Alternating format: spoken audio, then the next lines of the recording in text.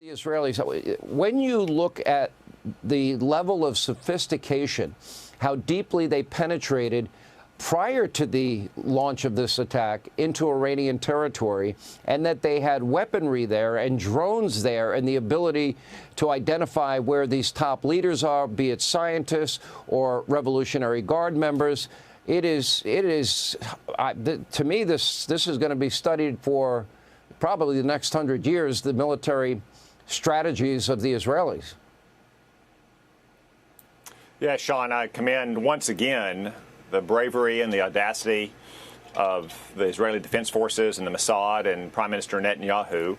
I also commend President Trump for being true to his word, consistent in his support for Israel and his opposition to Iran ever getting a nuclear weapon. That's been his consistent position for 10 years.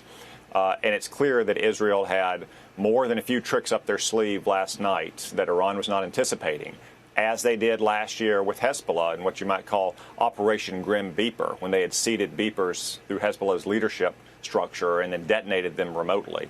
And if I were sitting in Tehran tonight as an Ayatollah, I would wonder if Israel has any other tricks up their sleeve. But I think you put it well, too, about the difference between these two countries.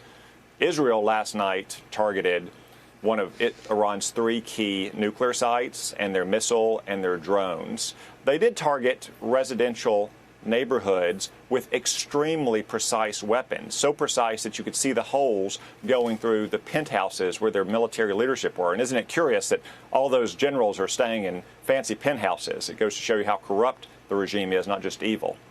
But then look at what happened tonight. Iran targets Israel with indiscriminate missile fires into civilian neighborhoods, causing dozens of casualties and at least 1 death.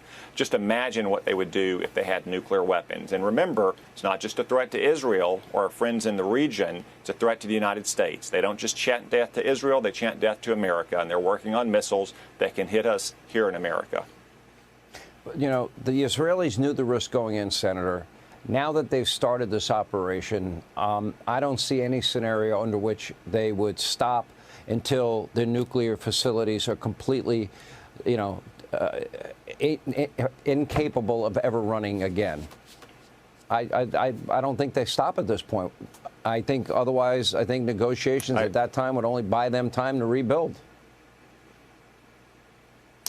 Sean, I think it's right that there's not going to be an end to this until those nuclear facilities are dismantled. Now, as President Trump said today, Iran still has a chance, second chance, after getting many chances over the last 60 days to negotiate an end to that nuclear program. Israel struck one of 3 of those facilities. It did not strike at Iran's political leadership.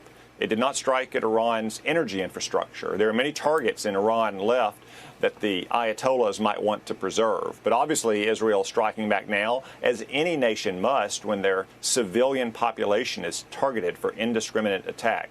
But as President Trump has said, they still have an opportunity, after all of the opportunities he's given them, to come back to the table and to agree to dismantle the rest of their nuclear infrastructure.